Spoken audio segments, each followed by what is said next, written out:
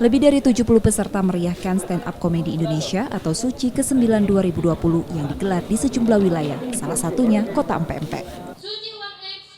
Para peserta tak hanya berasal dari Palembang, namun juga ada dari Sumsel, Jambi, Lampung, dan Medan. Juri Suci ke-9 di Palembang ini ialah Awe, salah satu komika di Indonesia. Audisi Suci 9 Palembang ini diikuti dari berbagai kalangan usia dan tentu dengan profesi yang beragam.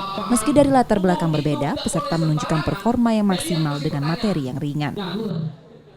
Sebenarnya sih sama dengan kota-kota yang lain ya, yang pasti ya stand up-nya sudah memang sebagai stand up comedian sudah jadi gitu, dan kelihatan bakatnya mungkin masih bisa dikulik lagi, yang paling utama ya lucu sebenarnya, karena kan biar gimana kan komedian jadinya ya harus lucu sih gitu. Ya syukur-syukur dia bisa membawa kedaerahannya gitu.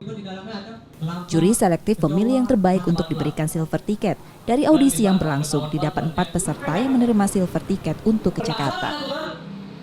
Reski Oktora, Muklas Diferensial, Kompas TV Palembang.